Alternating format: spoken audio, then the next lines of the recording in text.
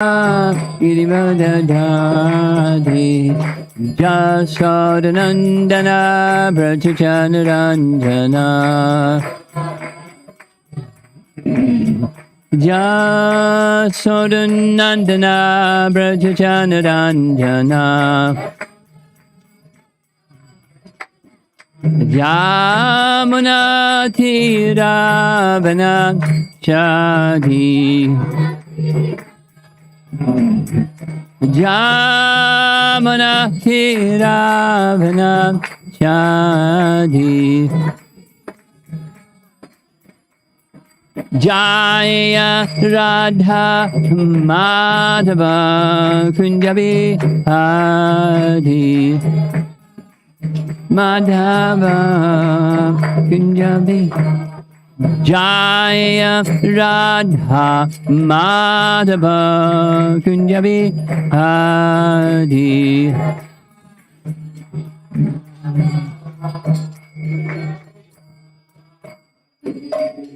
Jaya Vishnupad Paramahamsa Parivajagacharya Astatara Sisi Madhus Divine Grace Sri Bhaktivedanta Swami Srila Prabhupada Ki Gaur Premanandi Om Namo Bhagavate Vasudevaya Om Namo Bhagavate Vasudevaya Om Namo Bhagavate Vasudevaya. Continuing. King Chitraketu meets the Lord.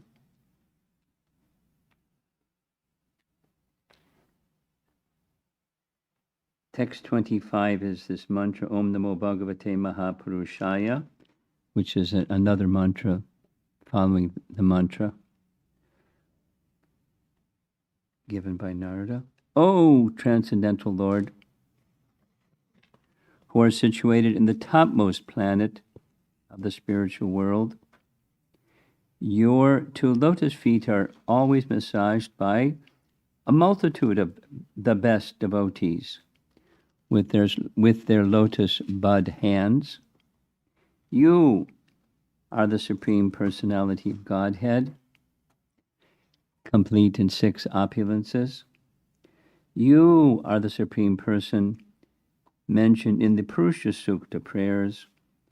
You are the most perfect, self-realized master of all mystic power. Let me offer my respectful obeisances unto you. Shukadeva Goswami continued. Narada, having become the spiritual master of Chitraketu,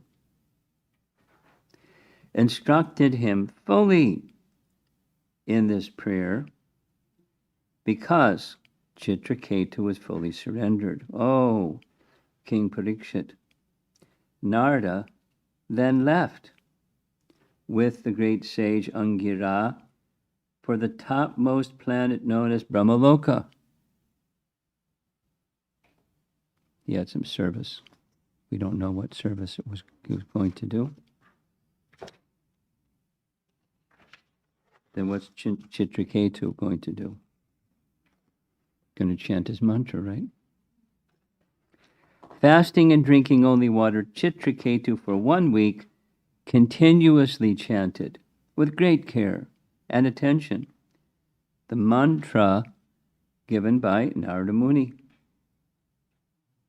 O King Parikshit, after only 1 week of repeatedly practicing the mantra received from the spiritual master, Chitraketu achieved the rule of the planet of the Vidyadharas as an intermediate product of his spiritual advancement in knowledge. Thereafter, within a very few days, by the influence of the mantra that Chitraketu had practiced, his mind became increasingly enlightened in spiritual progress, and he attained shelter at the lotus feet of Anantadev. Upon reaching the shelter of Lord Shesha, the Supreme Personality of Godhead, Chitraketu saw that he was as white as the white fibers of a lotus flower. He was dressed in bluish garments and adorned with a brilliantly glittering helmet, armlets, belt, and bangles. His face was smiling, and his eyes were reddish. He was surrounded by such exalted, liberated persons as Sanat Kumar. As soon as Maharaj Chitraketu saw the Supreme Lord, he was cleansed of all material contamination and situated in his original Krishna consciousness, being completely purified. He became silent and grave. And because of love for the Lord, tears fell from his eyes, and his hairs stood on end. With great devotion and love, he offered his respectful obeisances unto the original personality of Godhead. The purport. The word tad, darshana, dvasta, samasta, kilbishaha is very important in this verse. If one regularly sees the Supreme Personality of Godhead in the temple, one will gradually be disinfected of all material desires simply by visiting the temple and seeing the deity. When one is freed from all the results of sinful activities, one will be purified, and with a healthy mind, completely cleansed, he will increasingly make progress in Krishna consciousness. Text 32. With tears of love and affection, Chitraketu repeatedly moistened the resting place of the Supreme Lord's lotus feet. Because his voice was choked in ecstasy, for a considerable time he was unable to utter any of the letters of the alphabet to offer the Lord suitable prayers. Thereafter, by controlling his mind with his intelligence, and thus restricting his senses from external engagements, he recovered suitable words with which to express his feelings. Thus he began offering prayers to the Lord, who is the personification of the Holy Scriptures, the Satvata Samhitas like Brahma Samhita and the Narada Pancharatra, and who is the spiritual master of all. He offered his prayers as follows. So we're just going to read one of those prayers and we'll discuss. Chitraketu said, Ajita Jitaha Sama Matibihi Sadhubir Bhavan Jitatmabir Bhavata Vijataste Pi Cha Vajatam Akamatmanamya Atmado Ti Karunaha. O unconquerable Lord, although you cannot be conquered by anyone, you are certainly conquered by devotees who have control of the mind and senses. They can keep you under their control because you are causelessly merciful to devotees who desire no material profit from you. Indeed, you give yourself to them, and because of this, you have full control over your devotees. Sounds like a contradiction, right? Who controls whom?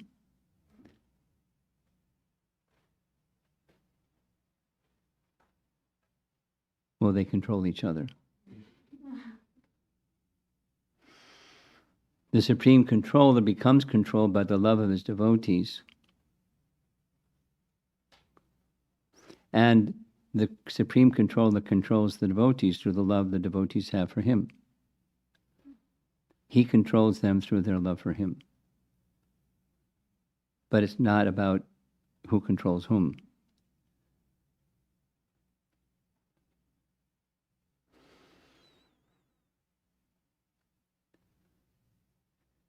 Now, this is a Vaikuntha mood, as opposed to a Madhurya mood. It's an Aishvarya mood as opposed to a Madhurya mood. At the same time, the Vaikuntha mood has similar features.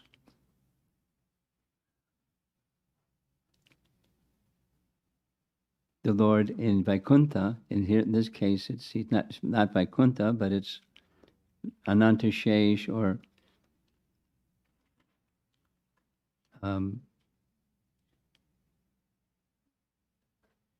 Sankarshan. He hasn't spoken yet, but it's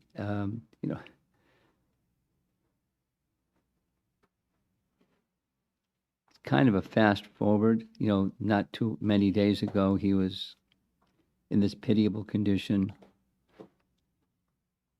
At the same time, he was very qualified. We'll come back and visit the mood.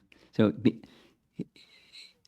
there was a question yesterday. How was it that Chitraketu was instructed by Narada about the temporary nature of the world just after he got smashed? Normally we don't do that. That was your question, right? So I was thinking some more about just so he's a very qualified person, and Narada knew, and sure enough, he's a very qualified person. So really, really fast forward. In 1 week, he's in Vidyadhara Loka in a self-same body. That's what's that? We know in Ramayana that was forbidden. What was the devotee's name? The member of the Ikshvaku dynasty who wanted to go to heaven in a self-same body. Remember his name? Starts with an S.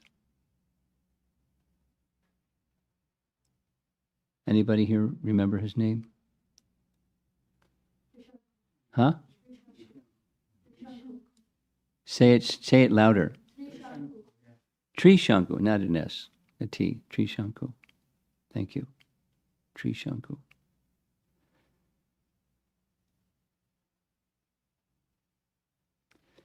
But he goes to heaven in his self-same body. Not heaven. He goes to Vidyadhara Loka and then shortly thereafter he sees the Supreme Lord face to face. I mean, he's a very exceptional person. And that was one of the things that was said by Narada. Somebody that's a very elevated devotee like you, this is unbecoming. To be, crushed and in lamentation. It's Anarya Justamashvar. It's not the way of those who are in this higher position. So the Arya position is one who knows and lives by the principles of Dharma. And then there's even in a higher position than one who lives by Dharma. We should live by Dharma. We should live by Dharma. And we should know that there's a position that's higher than living by Dharma. Not that when you're higher than living by Dharma, you flaunt Dharma. But there's a higher position, and higher position is the position of love. We're going to be discussing this tomorrow, I think. Yeah, tomorrow.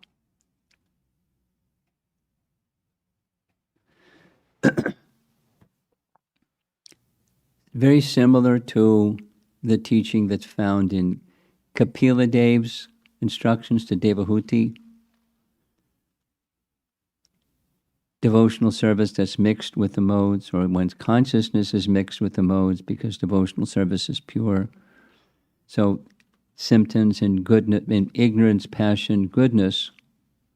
And in goodness, that's duty. Mode of goodness. One does something because it will purify me. It is my duty in life. One serves God because I'm bound to serve God. It's my dharma. It's my sanatana dharma to be in service to God.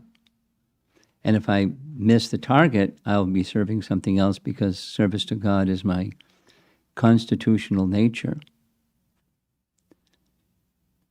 So the Vedas are to align us with Sanatana Dharma. And then beyond the devotional service in goodness, or performance out of duty, or performance because it will purify me, that's the platform we're to cultivate, and at the same time understand there's a position beyond it.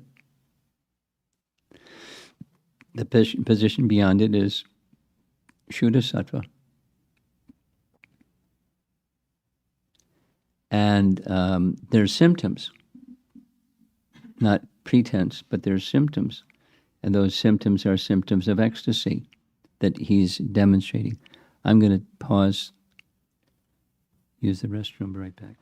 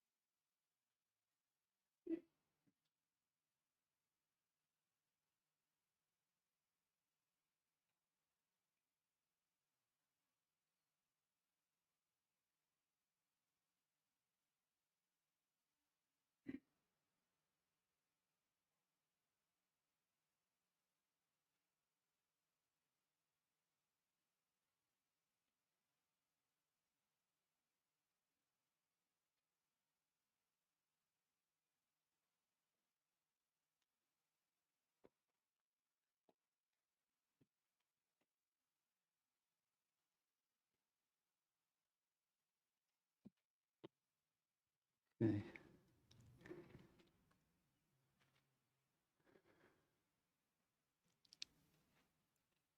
Devotional service that's beyond the modes is can be described in different ways. It's spontaneous. It's the platform of raga. We're going to hear about this. Bhaktivinoda Thakur explaining this principle. The distinction between service that's duty and service that's love. And we find Chitraketu is on that platform of spontaneous, with symptoms, and seeing the object, all contamination is gone.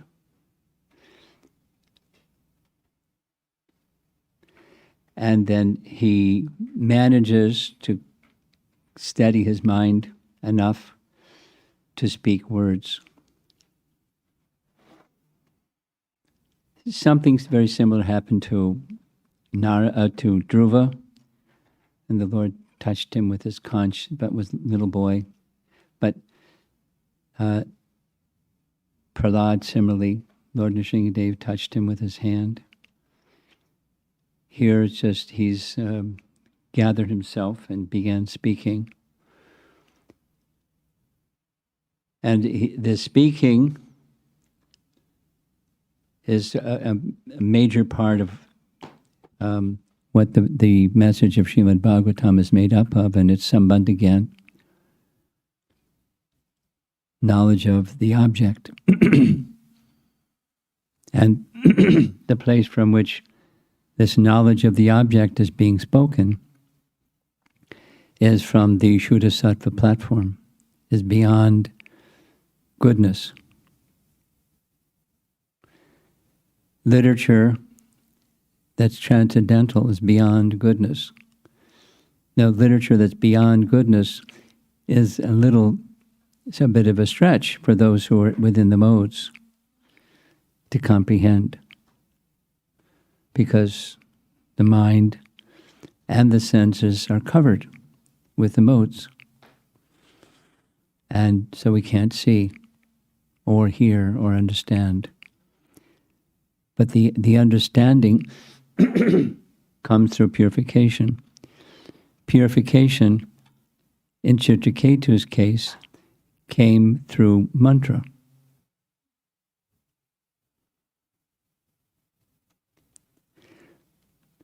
It's a theme in the Bhagavatam. And we're going to hear something about this in another class on Saturday. I've been very absorbed in this topic.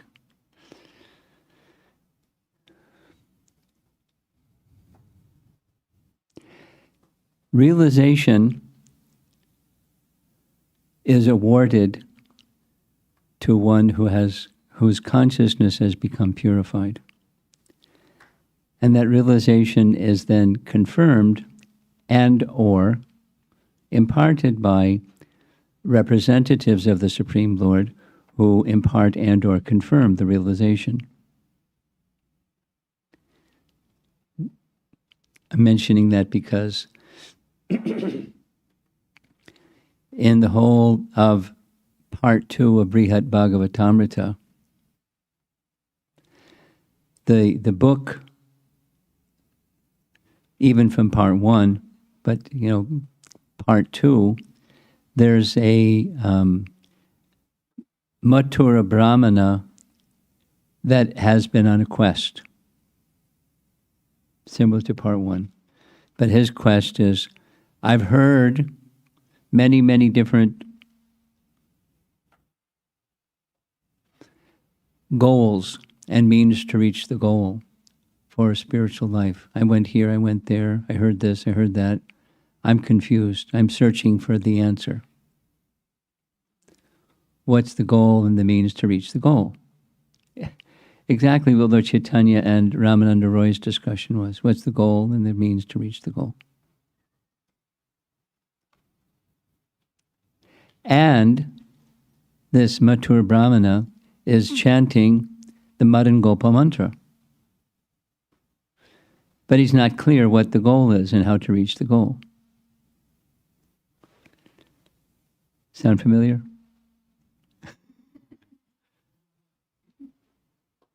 Whether one has Madan Gopal mantra or not, we have Maha Mantra, and we have, many other mantras. And, how steady is the mind, how fixed is our consciousness in the goal and the means to reach the goal.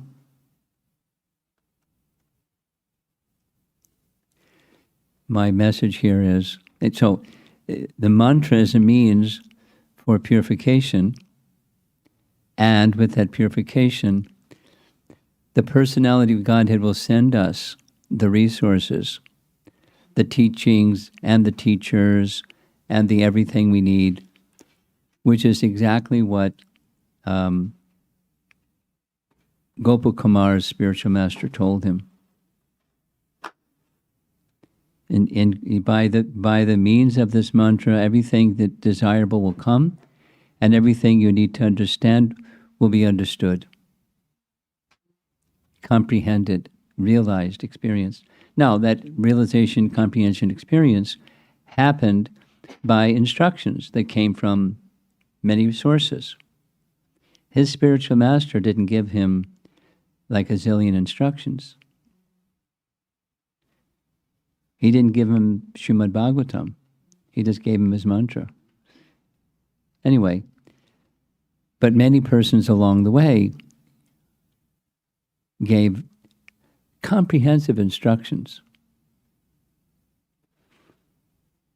And he was tested along the way. So we are all those things that happened to him or happened to us, and it's intended to explain to this Mathura Brahmin how he can achieve the goal and understand the means to achieve the goal. It's to help us. All of that stepping back. It's Maharaj Parikshit answering a question of his mother. Who is the mother of Maharaj Parikshit? Uttara, right? Let him. Let him. It's stimulating this young mind.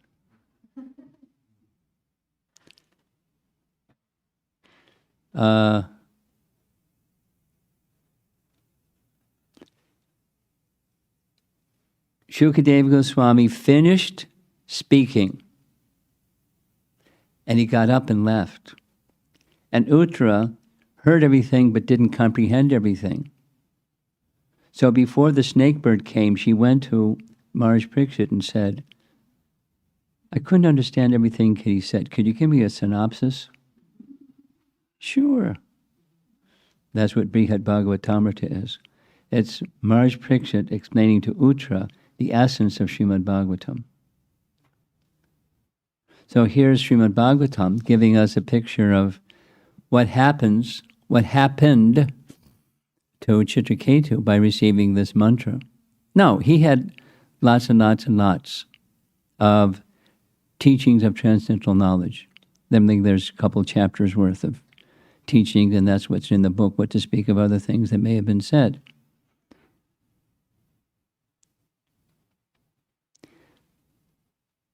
Sambandha Gyan is necessary in order to chant fully, properly, effectively. But the essence is the purification that comes from the mantra. Because within the mantra, within proper mantras received from proper sources, everything is there. And then there's illumination to help us understand. So whether it's particularly for these scriptures that are Shuddha Sattva literatures or Amala Purana, spotless, then one gets the picture of what we can't see or understand or experience as we're covered. Keep going with faith that that's what we're hearing, is this spotless message from a person who is there. In this case, it's Shukadeva Goswami narrating this exchange between Chitraketu and Lord Sankarshan. So we're getting a picture of transcendence, although we're not in transcendence. That's called mercy. And, the topic we're going to be discussing over the weekend is gratitude. If you want to get the best from reading Srimad Bhagavatam, just like your question yesterday evening, similar to her question yesterday evening, have some recognition of, although it's beyond our scope because we're covered, this Srimad Bhagavatam it's the greatest mercy, as the holy name is the greatest mercy, etc. And as one's heart is open, then you'll get the fullest benefit. And you continue and continue until the purification comes. With faith, purification will come. And the more enthusiastic one is, eager, utsahan, for that purification, so that there can be experience and realization. If you want that higher happiness experience, get purified quick. And that has a lot to do with the intensity of effort and absorption in the sound vibration, chanting of the mantra and hearing the Bhagavatam, etc. So Chitraketu is there. And he's giving us a picture of transcendence. This is just the first of his prayers. But, it continues. And before expressing, he's already shown the platform that he's on. He's on the platform of ecstasy. It's not like he comes down from the platform of ecstasy. He just has to wait and steady his mind and senses with his intelligence so that he can make an offering to the personality of Godhead, which he's about to do. That's gratitude and transcendence. That's a topic we're going to discuss. Gratitude, that's in the mode of goodness, and gratitude that's in transcendence. One can lead to the other, but they're not the same. So we're to spend our time in the gratitude and goodness. Strive for that.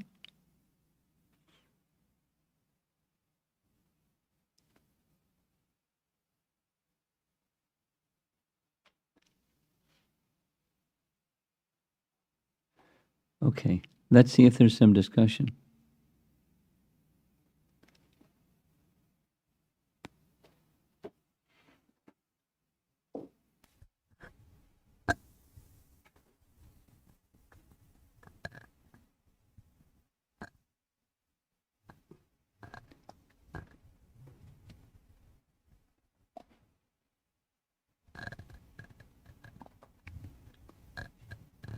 Okay. Okay, go ahead. So it's basically like confirming my understanding, the lesson, because there is a pride, obviously, in the practicing devotee, and the lesson I was understanding from the yesterday's evening session is that Krishna will protect one getting into that major trouble. I mean, for a practicing devotee, the possibility is there that one would not go into the situation like how Indra went, like killing the Brahmana Vaishnava, like that. And then the second lesson was to take more shelter, deepen the shelter. So I want to confirm, is my understanding correct? I'd like to modify your understanding in both parts. Krishna will protect in a conditional way, meaning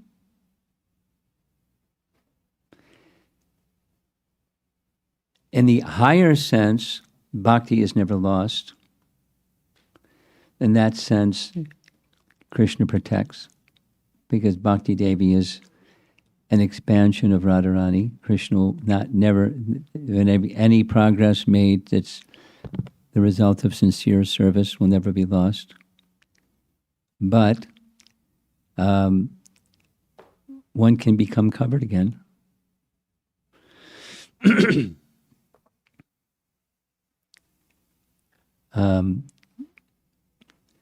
I was visiting one devotee's home.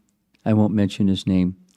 And he shared with me that he asked one of my godbrothers who was visiting his home, why is it that XYZ, very elevated Vaishnavas, disciples of Prabhupada, fell?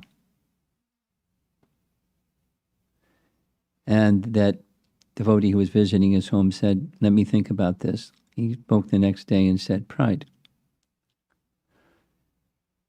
When pride enters the heart, it's possible for pride to enter the heart, and Krishna is not going to interfere, provided the bhakti remains strong. No, so that means temporarily they fell. It's not that that bhakti, that service that they rendered, etc., is destroyed. It's covered. So in that sense, Krishna will protect. But one has to keep the bhakti switch on. And if one keeps the bhakti switch on, then one can get carried away, but a little tap on the shoulder will correct one.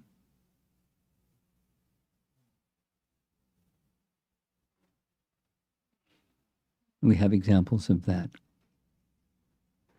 So you're seeking clarification or verification of your understanding. I'm modifying it. It's contingent upon keeping the bhakti switch on.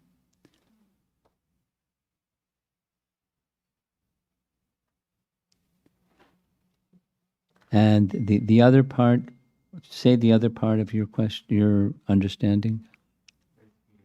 What's the way out? What's the way out of? Like, because as a practicing devotee, I mean... What's the way out of what? Pride? Yeah, the pride and the humility. consequence of it. It's the antidote, it's the opposite side. And we heard so much about humility, so just now you know what humility is. You invest in that. And you pause out on the other one. Because it'll check it. Light will check darkness. And the absence of light is darkness. So stay in the humble zone and cultivate the humble zone, and you're protected from pride. Someone else?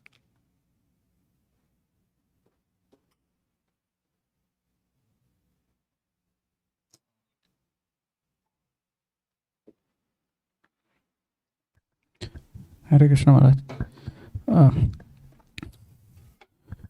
So is there any difference between the mode of goodness, dharma, and our Vedas also talk about rituals as prescribed duties? They are also to take people towards mode of goodness? Yes, yes, precisely. So they are the same, or? Are the same as what? The dharma that we spoke of. That we should yes. Now, there's different dharmas, there's different rituals that have different purposes. But built within all of them is the bhokta of the sacrifice. So it brings one to goodness and to shelter of the bhokta of all yajnas. In that sense, yes.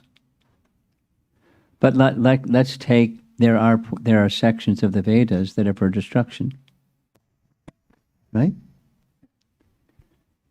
So that's more remote.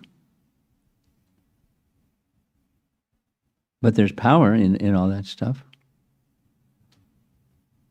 I mean, there's examples. What Twashta did, we just spoke about it last night. What Ravana's son Indrajit was doing. That's a yagya for, getting some power to do dirty stuff. So it can be more buried or more overt, but it's Vedic. He was doing Vedic yagyas for dark purposes. And that's, it's just like devotional service in ignorance is described by Kapila to get back at people, to hurt people, to harm people. Mode of ignorance, destruction. Built within it is something that elevates, as opposed to people that don't turn to Dharma for destruction of others or harming others. It's just raw ignorance, no elevation at all. Okay. You got something else? At least you're holding on to the microphone. Yeah, I think this would be a topic over the weekend, but I was thinking this movement from gratitude and goodness to gratitude and transcendence, and I think you spoke about it briefly. We'll speak about it this weekend. But it's not automatic. There's nothing mechanical about it. It's a change of heart. And change of heart doesn't come about mechanically. Effort and mercy. But effort alone isn't enough. Mercy can go and someone is making no effort, and the transformation is not going to be the same.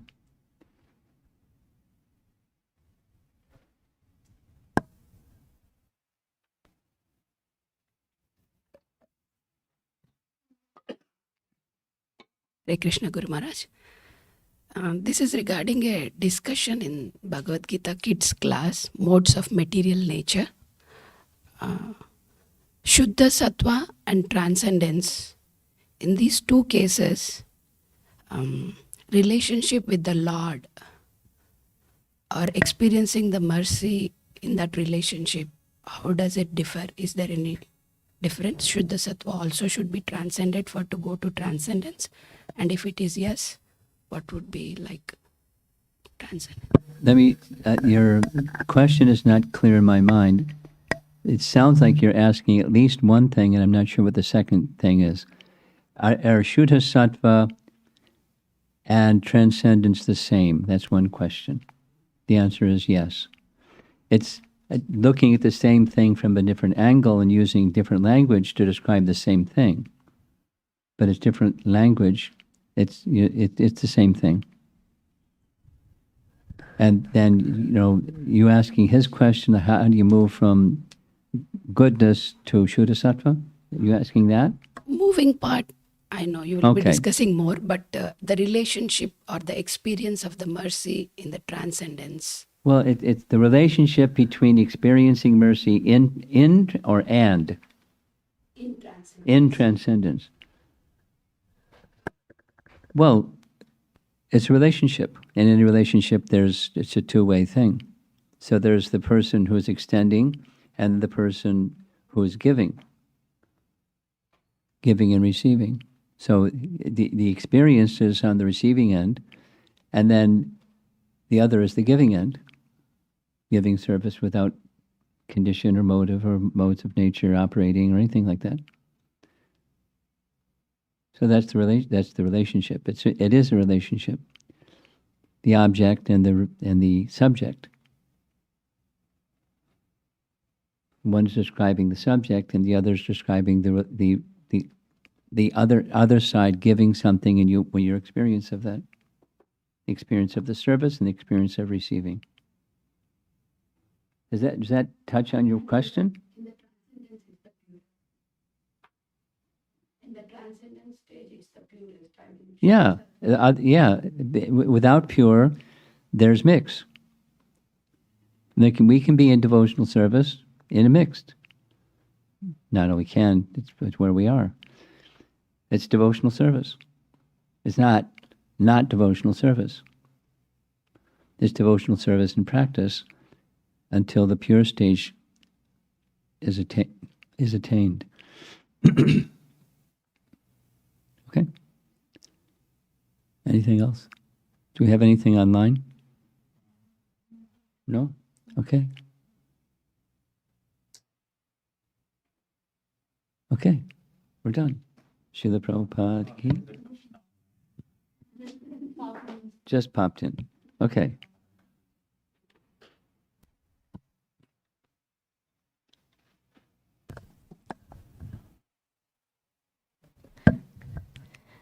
Amara Mataji's question. Although I try to be careful, but since not there yet, the conditioned nature deep down comes to the surface often, and I'm aware of it. So if we try to keep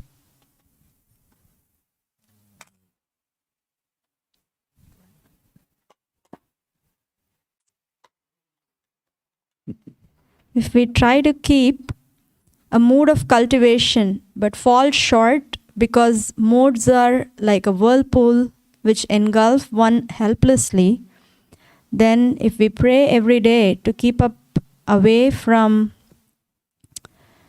moods and keep us away from lust, anger, illusion, etc., the 6 enemies, is that a proper course of action? Fantastic. Keep going.